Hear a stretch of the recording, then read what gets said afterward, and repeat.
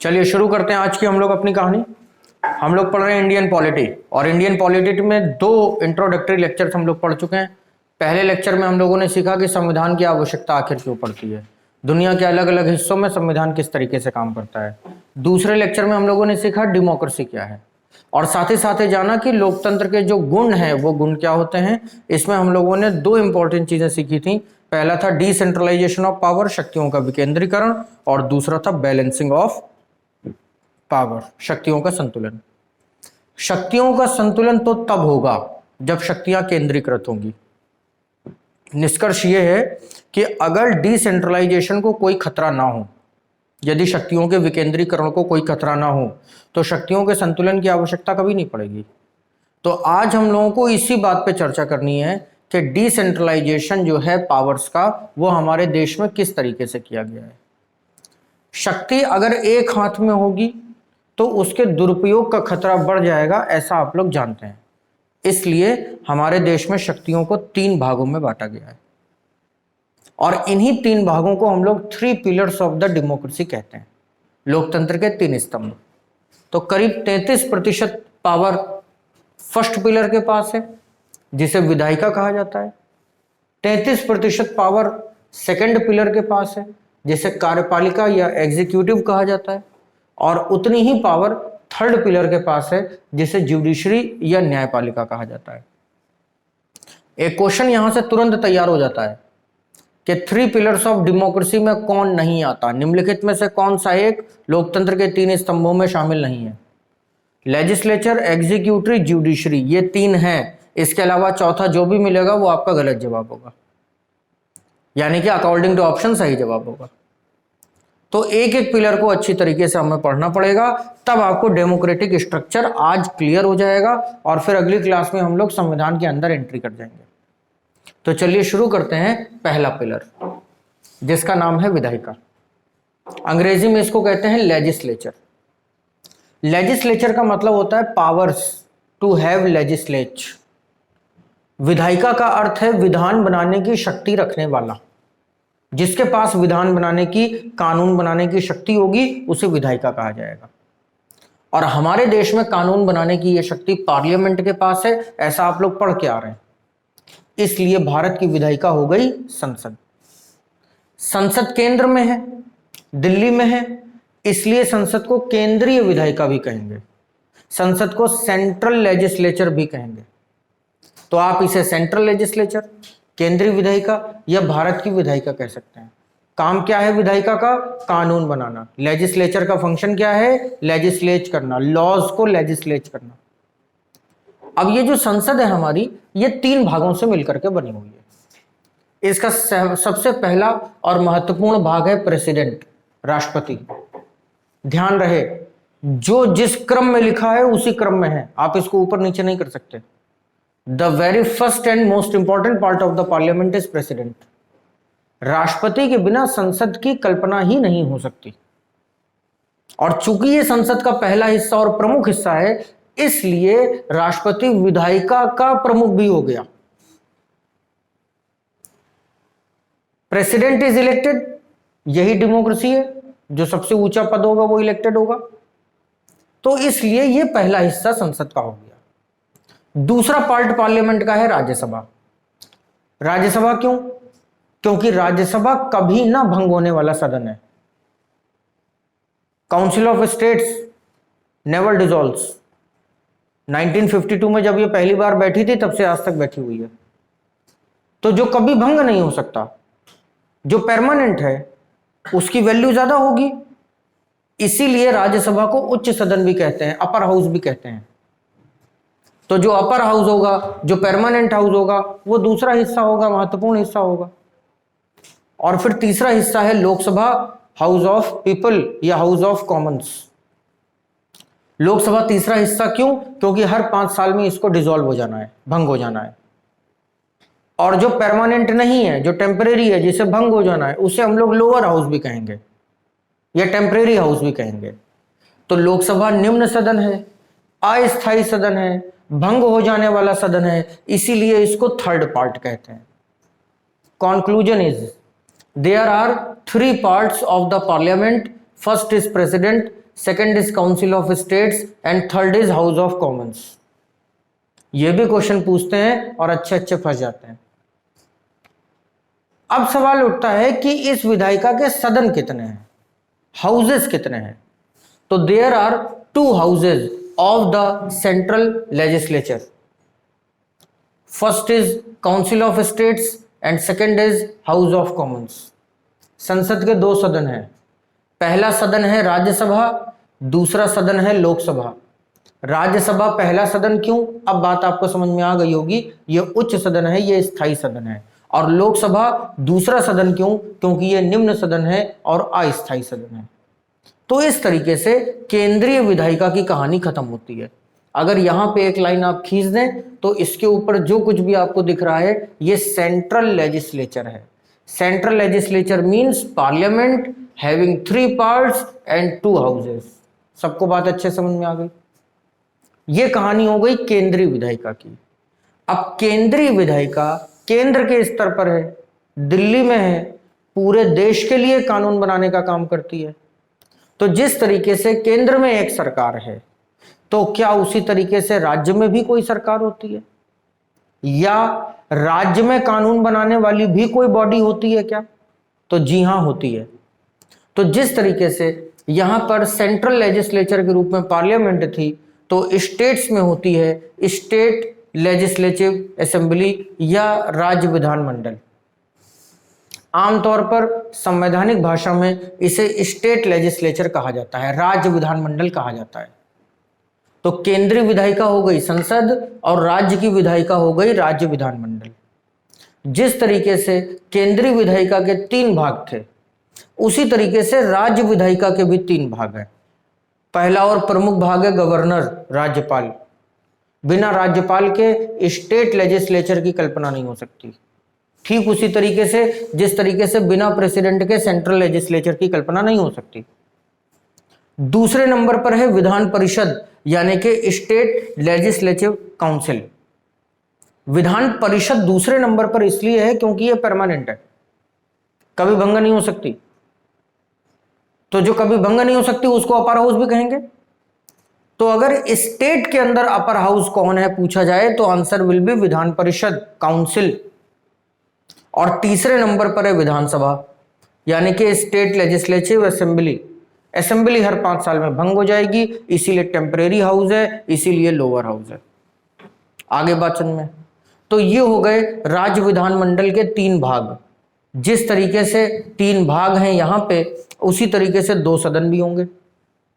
तो पहला सदन हो गया Vidhan Parishad, state legislative council, और दूसरा सदन हो गया विधानसभा, state legislative assembly. Again Vidhan Parishad पहले क्यों, क्योंकि अपर हाउस है। विधानसभा दूसरे नंबर पर क्यों, क्योंकि लोअर हाउस है। तो इस तरीके से दोनों भाग इसके पूरे हो जाते हैं। अब अगर एक लाइन यहां पर ऐसे खींच दी जाए और इतना कवर कर लिया जाए तो ये पूरी कहानी हो गई स्टेट लेजिस्लेचर की। आगे वाचन में जब भी आपसे राज्य विधानमंडल की कहानी पूछी जाए, कभी मुख्य परीक्षा में लिखने के लिए सवाल आ जाए राज्य विधानमंडल के बारे में, तो आप बस ये इतनी स्टोरी लिखेंगे। अब इसी को आप पूरा डिटेल में डिस्कस करेंगे। यहां पे मैं आपको केवल चार्ट के माध्यम से समझा रहा हूं। केंद्र की सरकार, केंद्र के कानून, राज्य की सरकार, राज्य के कानून। तो क्या जिले के स्तर पर भी कोई सरकार होती है? जी हां, होती है, लेकिन जब संविधान बना था तब नहीं होती थी। आगे चल के 73rd और 74th कॉन्स्टिट्यूशनल अमेंडमेंट हुआ, पार्ट नंबर 9A जोड़ा गया और उसके बाद से जिले के स्तर पर भी सरकार होती है। जिले में जो सरकार होती है उसे लोकल गवर्नेंस या स्थानीय सरकार या स्थानीय शासन कहा जाता है। अब ये जो लोकल गवर्नेंस है, जो जिले के स्तर पर सरकार होती है, अगर ग्रामीण क्षेत्र में होगी तो पंचायतों के रूप में काम करेगी, अगर शहरी क्षेत्रों में होगी तो नगरीय निकायों के रूप में काम करेगी। तो इस तरीके से ये डिस्ट्रिक्ट के लेवल पर भी लेजिस्लेचर होता है। अब एक बात बताइए, आपने यहां पे लेजिस्लेचर का मतलब क्या सीखा? एक ऐसा पिलर, एक ऐसी बॉडी जिसके पास कानून बनाने की शक्ति हो, जिसके पास विधान बनाने की शक्ति है, वही तो विधायिका है। तो क्या संसद के पास विधान बनाने की शक्ति है? बिल्कुल है। विधानमंडल के पास विधान बनाने की शक्ति है? बिल्कुल है। तो क्या स्थानीय सरकारों के पास जिले के स्तर पर भी कानून बनाने की शक्ति है? जी हां, बिल्कुल है। तो आप एक तरीके से इस पूरे टेबल को भी डिसेंट्रलाइजेशन में रख सकते हैं। केंद्र की अलग शक्ति, राज्य की अलग शक्ति, जिले की अलग शक्ति। अब जब आप कॉन्स्टिट्यूशन ऑफ इंडिया के अंदर एंटर करते हैं तो फिर ये अलग चैप्टर, ये अलग चैप्टर, ये अलग चैप्टर। लेकिन ये जो लेक्चर आज आप लोग ले रहे हैं ये सारे संविधान का निचोड़ है, सार है। तो इसलिए इससे महत्वपूर्ण कुछ भी नहीं। तो क्या फर्स्ट पिलर ऑफ डेमोक्रेसी सबको अच्छे से क्लियर हो गया, दिमाग में फीड हो गया, याद करने की आवश्यकता तो नहीं पड़ेगी। अब चलते हैं सेकंड पिलर की तरफ। जो सेकंड पिलर ऑफ डेमोक्रेसी है इसका नाम है एग्जीक्यूटिव या एग्जीक्यूटरी या कार्यपालिका। पहला सवाल यह है कि कार्यपालिका कहते किसे हैं? जिसके पास कार्यपालन की शक्ति हो। एग्जीक्यूटिव कौन है? Powers to have execute the laws. विधायिका ने कानून बना तो दिए, लेकिन उन कानूनों को लागू कौन करवाएगा? ये लागू करवाने आपके घर तो आएंगे नहीं। तो वो बॉडी जिसके ऊपर कानूनों को लागू करवाने की जिम्मेदारी है उसे कार्यपालिका कहते हैं। कार्यपालिका को कार्यपालन से जोड़ के देख सकते हैं।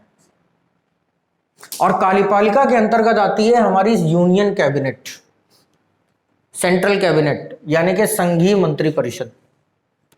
तो जो संघीय मंत्री परिषद है, यूनियन कैबिनेट है, इसी को एग्जीक्यूटिव कहते हैं। अगर आपसे पूछा जाए भारत की संघीय कार्यपालिका कौन है, तो आप बताएंगे संघीय मंत्री परिषद। अब सवाल उठता है कि मंत्री परिषद क्यों? तो मंत्री परिषद इसलिए कि जब भी कोई कानून बनाया जाएगा तो वो किसी ना किसी मंत्रालय से रिलेटेड ही तो बनाया जाएगा, किसी ना किसी विषय पर बनाया जाएगा। मान लीजिए शिक्षा के ऊपर कोई कानून बनाया गया तो वो एचआरडी मिनिस्ट्री से रिलेटेड हुआ, शिक्षा मंत्रालय से रिलेटेड हुआ। डिफेंस से रिलेटेड कोई कानून बनाया गया तो डिफेंस मिनिस्ट्री से। फाइनेंस से रिलेटेड कानून बनाया गया तो फाइनेंस मिनिस्ट्री से रिलेटेड हुआ। और उस कानून को लागू करवाने की जिम्मेदारी संबंधित मंत्री की ही तो होगी। इसलिए ये जो कलेक्शन ऑफ द मिनिस्टर्स हैं, ग्रुप ऑफ द मिनिस्टर्स हैं, इनको कहते हैं कैबिनेट। और कैबिनेट की सामूहिक रूप से जिम्मेदारी होती है कानूनों को लागू करवाना। लेकिन क्या ये कैबिनेट कभी आपके घर आई कि भैया चलो कानून मानो? कैबिनेट तो छोटी सी है, बहुत ज्यादा खींच खाच के 70 लोग होंगे इसमें, वो भी मैक्सिमम। तो इतने से लोग इतना बड़ा देश कैसे चलाएंगे? कैसे इतने सारे कानून लागू करवाएंगे? तो वो अपना काम ठीक ढंग से कर पाए, इसलिए कैबिनेट की सहायता करती है पुलिस और प्रशासन। अतः police and administration is the part of executive. It is the second pillar of the democracy. कई बार आपने ऐसा सुना होगा कि मंत्री जी का फोन आया और पुलिस ने किसी को गिरफ्तार कर लिया या पुलिस ने किसी को छोड़ दिया। कई बार आप ऐसी खबरें पढ़ते होंगे कि किसी आईएएस अधिकारी ने मंत्री के इशारे पर काम किया। यह सही है, इनका काम ही है मंत्री परिषद के दिशा निर्देशों का पालन करना, लेकिन संवैधानिक दायरे में। आप किसी के घर की सब्जी लाने नहीं जा सकते, किसी के बच्चों को स्कूल छोड़ने लाने नहीं जा सकते, वो आपकी ड्यूटी नहीं है। हाँ, ये आपकी ड्यूटी जरूर है कि जो मंत्री जी कहेंगे उनके हुक्म के तामील आपको करनी पड़ेगी, लेकिन संवैधानिक तरीके से। तो मंत्री परिषद, पुलिस और प्रशासन मिल करके कानूनों को लागू करवाने का कार्य करते हैं। और जिले के स्तर पे जो जिलाधिकारी है वो मंत्री परिषद का रिप्रेजेंटेटिव होता है आपके जिले में। कोई भी कानून, कोई भी सरकारी योजना जो आपके जिले में चल रही है उसका हेड डीएम है, वही उसका कर्ता धर्ता है, वही उसको देखेगा। तो इस तरीके से जब भी कभी केंद्रीय विधायिका कानून बनाएगी तो उसको केंद्रीय कार्यपालिका लागू कराने का काम करेगी। सबको क्लियर हो गया? लेकिन राज्य के स्तर पर राज्य विधायिका भी तो कानून बनाएगी, राज्य विधानमंडल भी कानून बनाएंगे, तो उनको लागू करवाने का काम राज्य मंत्री परिषद करेगी।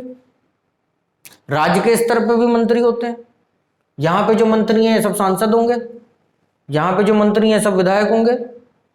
अब हमारे माननीय मंत्री जी तो मंत्री जी रहे नहीं, लेकिन वो यही वाले मंत्री थे। तो राज्य सरकार के द्वारा बनाए गए कानूनों को लागू करवाने का काम राज्य मंत्री करेंगे, यानी कि राज्य सरकार के मंत्री करेंगे। और वो भी ये काम अकेले नहीं कर पाएंगे, तो उनकी सहायता के लिए भी पुलिस और प्रशासन होगा जो राज्य में इन सब कामों की देखरेख करेगा। अच्छा, जो जिले की सरकार है, लोकल गवर्नेंस है, ये भी तो कानून बनाएगी जिले के स्तर पे, और छोटे कानून होंगे, इनको लागू कौन करवा पाएगा? तो क्या जिले के स्तर पे भी कोई मंत्री होंगे, जिला मंत्री? नहीं, जिले के स्तर पे कोई मंत्री नहीं होता है। जिले के स्तर पे ये जो जिला सरकार है, लोकल गवर्नेंस है, इसके कानूनों को लागू करवाने का काम होता है प्रशासनिक अधिकारियों का। और ये प्रशासनिक अधिकारी इस टेबल में डिस्कस्ड नहीं है, ये मैं आपको ऐसे ही बता दे रहा हूं। ये 3 प्रकार के होते हैं, वीडियो, बीडीओ, सीडीओ। गांव के स्तर पे जो कानून है, बिल्कुल गांव के स्तर पे, नाली, खड़ंजा, कुआं, पंचायत भवन, सामुदायिक केंद्र, डीडीटी छिड़काव, गर्भवती स्त्रियों को टीका, ये इस लेवल के कानून, इसको लागू करवाएगा वीडीओ, विलेज डेवलपमेंट ऑफिसर। जब आप ब्लॉक के स्तर पे आएंगे, 36 गांव मिलकर के महाराजपुर में एक ब्लॉक बनाएंगे, तो फिर बड़े अधिकारी की जरूरत पड़ेगी। तो पीसीएस लेवल का अधिकारी होगा बीडीओ, ब्लॉक डेवलपमेंट ऑफिसर। वो ब्लॉक के स्तर पे कानूनों को लागू करवाएगा। और जब आप जिले के स्तर पे आ जाएंगे, जब एक एक जिले में 10-10 ब्लॉक होंगे, 20-20 ब्लॉक होंगे, तो फिर सीडीओ, चीफ डेवलपमेंट ऑफिसर, जो एक आईएएस अधिकारी होगा। यही काम शहरों में डीएम और एसडीएम और एडीएम करेंगे। तो इस तरीके से जिले के स्तर पे ये एडमिनिस्ट्रेशन वाली सुविधा होती है। तो क्या सेकंड पिलर ऑफ डेमोक्रेसी आपको अच्छे से क्लियर हो गया? किसी को कोई डाउट? अब एक सवाल का जवाब दे दीजिए थोड़ा सा सोच विचार करके। और सवाल यह है कि क्या मंत्री परिषद या क्या कार्यपालिका विधायिका का ही एक हिस्सा है? सोच समझ के जवाब दे दीजिए। है? क्यों? करेक्ट आंसर चाहिए, एप्रोप्रिएट आंसर चाहिए। Yes, correct answer is yes. Legislature is the part of executory. Executory is the part of legislature. Why? कार्यपालिका का मतलब है मंत्री परिषद, और मंत्री परिषद में जो मंत्री बैठे हुए हैं वो मंत्री बाद में बने, पहले वो संसद के सदस्य हैं। तो being a member of parliament they are the part of legislature. जब कानून बनेगा तो वो कानून के लिए वोट करेंगे, but being the part of executive वो कानून को लागू भी करवाएंगे। आप जरा फ्रेंच रिवॉल्यूशन पढ़िए class 9th, Russian revolution, English revolution, American revolution, 9th class का मतलब वर्ल्ड हिस्ट्री। ज्यादातर चैप्टर्स में आपको ये 2-3 लाइनें लिखी मिलती हैं कि विधायिका भ्रष्ट हुई और कार्यपालिका के साथ उसकी संलिप्तता, राजा निरंकुश, कार्यपालिका भ्रष्ट, ऐसी कहानी बचपन में खूब पढ़ते हैं। तो राजा के निरंकुश होने का मतलब हुआ कि जो आपकी लेजिस्लेचर है ये निरंकुश हो गई, खराब शासन करने लगी। और कार्यपालिका भ्रष्ट का मतलब जब खराब कानून बनेगा तो लागू भी तो खराब तरीके से ही होगा।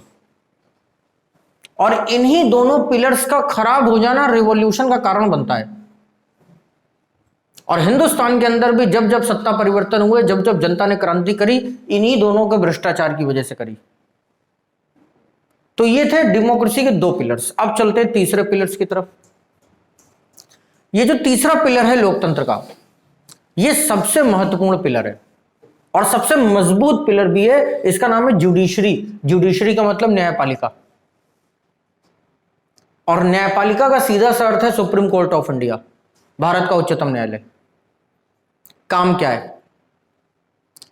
सीधा सिंपल सा एक काम है कि अगर विधायिका ने कोई ऐसा कानून बना दिया जो असंवैधानिक है, अलोकतांत्रिक है, संविधान को अतिक्रमण करता है, वायलेट करता है, तो विधायिका के द्वारा बनाए गए कानून को न्यायपालिका सस्पेंड कर सकती है। यह है न्यायपालिका की शक्ति। कल से लेकर के आज तक जो हम लोगों ने पढ़ा कि अगर सेंट्रलाइजेशन हुआ तो बैलेंसिंग ऑफ पावर हो जाएगा।